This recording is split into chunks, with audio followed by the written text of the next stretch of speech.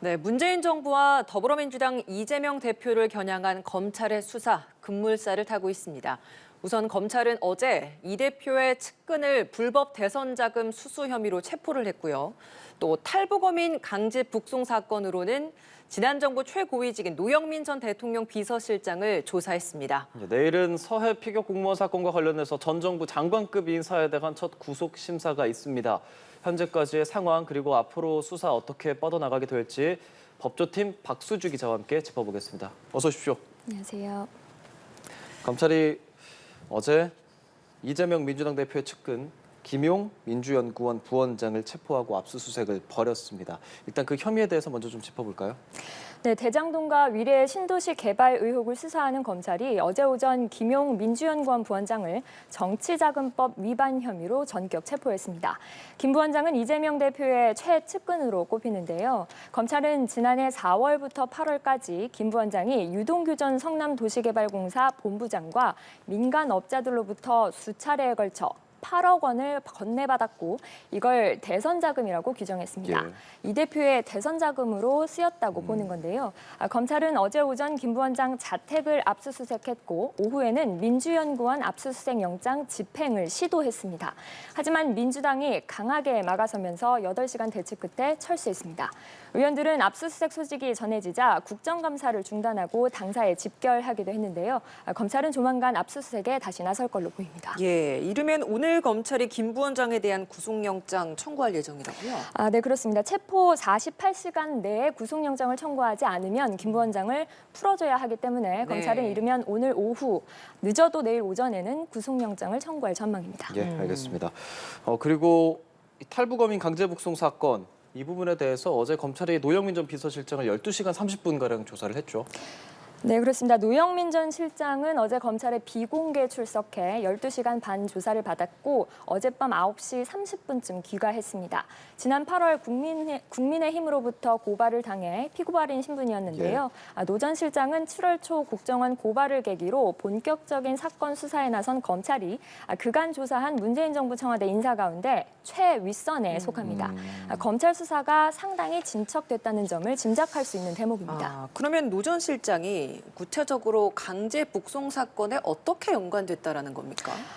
노 전 실장은 탈북어민들이 납포된 지 이틀 뒤인 2019년 11월 4일 청와대 대책회의를 주재하며 북송 방침을 결정했다는 의혹을 받고 있습니다. 결정을 한 당사자다? 네, 그렇습니다. 예. 검찰은 이와 관련해 국정원 자료와 관계자들의 진술을 확보한 걸로 파악됐는데요.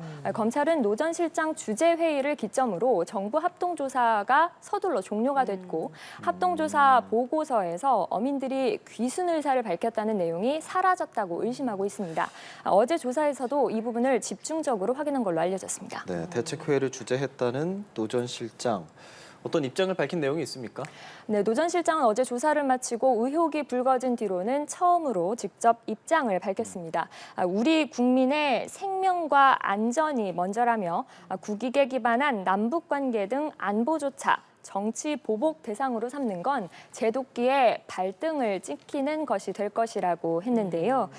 탈북어민들이 동료 16명을 살해한 걸로 추정되는 범죄자라는 점을 은연중에 강조하는 한편 남북관계와 안보, 국익 등을 고려한 정책적 판단이니 형사처벌 대상은 아니라고 주장한 걸로 풀이됩니다. 예, 이번 문제가 된 그 회의를 노 전 실장이 주재했다고 하면 사실상 가장 중요한 핵심 인물을 이번에 소환 조사를 한 거잖아요. 그렇다면 앞으로 검찰이 더 추가적으로 확인할 부분이 있는 겁니까? 네, 검찰은 당시 청와대 안보라인의 책임자인 정의용 국가안보실장과 합동조사 조기 종료를 지시한 혐의로 고발된 서훈 전 국정원장을 뒤이어 조사할 것으로 보입니다. 네. 다만 두 사람은 이 노 전 실장 주재회의에는 참석하지 않았습니다. 정 전 실장의 경우 당시 태국에서 열린 아세안 관련 정상회의에서 문재인 전 대통령을 수행하고 있었는데요. 검찰은 정 전 실장이 의사결정 과정에 어디까지 관여했고 문재인 전 대통령이 관련 보고를 받았는지 등도 확인할 것으로 보입니다. 서 전 원장에 대해서는 구체적인 지시 경위를 조사할 전망입니다. 예, 이렇게 청와대 의사결정에 대해서 검찰의 수사가 이루어지고 있는 사안, 지금 얘기한 탈북어민 강제 북송이 있고 서해 공무원 피격 사건이 있잖아요.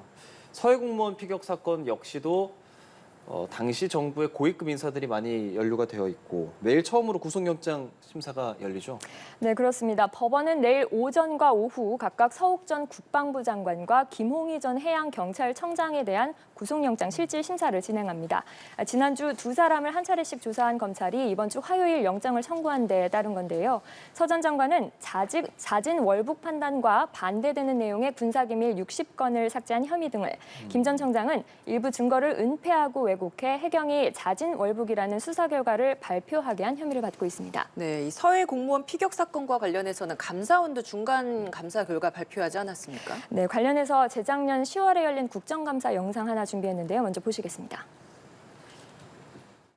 자진 월북했다고 판단하는 가장 중요하고 명백한 증거가 뭐냐? 이렇게 물었지 않습니까? 그 구명동일에 착용하고 부력제 의지한 채 북한 그 민간 선배가 발견된 부분이 가장 크다 봅니다. 김 전 청장이 방금 언급한 구명조끼와 관련해 감사원은 숨진 공무원 이대준 씨가 입고 있던 조끼가 이 씨가 타고 있던 무궁화 10호는 물론 국내에 없다는 걸 해경이 알고 있었다고 발표했습니다. 구명조끼에 한글이 아닌 한자가 적혀 있었다는 점을 국방부 자료 등을 통해 확인했다는 건데요. 감사원은 김 전 청장이 방금 보신 발언을 하기 한 달 전쯤이자 자진 월북으로 판단된다는 해경의 2차 수사 결과 발표 하루 전에 이 사실을 보고받았지만 안 본 걸로 하겠다고 말했다는 해경 관계자 진술을 증거 은폐의 증거로 들기도 했습니다. 네. 예. 그렇다면 구속 여부를 판단할 쟁점들 어떤 게 있습니까, 박 기자?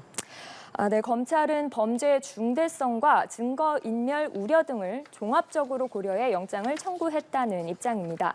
법원은 구속 여부를 판단할 때 기본적으로 피의자가 죄를 저질렀다고 의심할 만한지, 그러니까 혐의가 소명됐는지를 먼저 살펴본 뒤에 주거지가 일정한지, 증거인멸이나 도주 우려가 있는지를 심사합니다. 네. 범죄의 중대성은 이 세 가지 구속 사유를 심사할 때 법원이 참고하는 정황 요소입니다.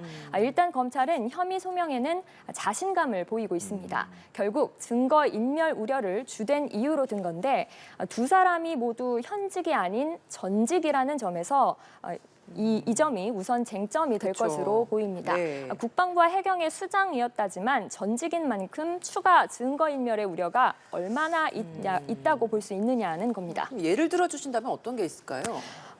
환경부 블랙리스트 사건 혹시 기억하시나요? 네, 그렇죠. 올해 1월 대법원에서 징역형의 실형으로 유죄 확정 판결을 받았는데 네. 이 검찰 수사 단계에서는 구속영장이 발부되지 않았습니다. 예. 당시 법원이 든 기각 사유 중 하나가 바로 피의자가 이미 퇴직해 관련자들과 접촉하기가 쉽지 않아 증거인멸 우려가 없다는 점이었습니다. 네. 김은경 전 환경부 장관의 구속영장은 이 같은 사유 때문에 기각이 됐었는데요. 지난 6월 백운규 전 산업부 장관의 영장이 기각될 때도 비슷했습니다. 법원은 재반 정황에 비춰봤을 때 다른 사람들을 회유할 가능성이 사실상 없다는 것을 이유 중 하나로 거론했습니다. 예. 증거인멸 우려에 따라 구속 여부가 갈린다. 네, 그런데 반대로 네. 이 검찰이 이미 증거를 충분히 확보했다고 판단할 때도 증거인멸 우려가 없다고 보기도 해서 이 법원이 이 부분을 어떻게 판단할지가 가장 관건이 될 예. 것으로 보입니다. 그 영장 심사 결과는 언제 나오게 되나요? 이르면 내일 나올 것으로 보이는데요. 서 전 장관과 김 전 청장의 구속 여부는 같은 영장 전담 판사가 판단을 합니다. 법원은 순차적으로 심사를 진행한 뒤에 함께 결론을 낼 것으로 보이는데요. 이르면 내일 밤 늦게 또는 자정을 넘길 가능성도 배제할 수 없습니다. 영장 발부 여부가 유무죄를 판단하는 건 아니지만 법원이 혐의 소명 유무를 어떻게 판단하느냐에 따라 수사에 탄력이 붙는 계기가 될 수도 아닐 수도 있습니다. 예. 두 사람에 대한 영장은 특히 이번 사건의 첫 구속영장이라는 점에서 향후 관련자들에 대한 수사 방향에도 영향을 미칠 수 있기 때문에 더욱 관심이 클 수밖에 없는데요. 이 법원 판단을 지켜봐야 할 것 같습니다. 네, 잘 들었습니다. 문재인 정부와 더불어민주당 이재명 대표를 겨냥한 검찰 수사 워낙 다양하게 이뤄지고 있어서 오늘 박수주 기자와 함께 정리해봤습니다. 오늘 고맙습니다. 고맙습니다.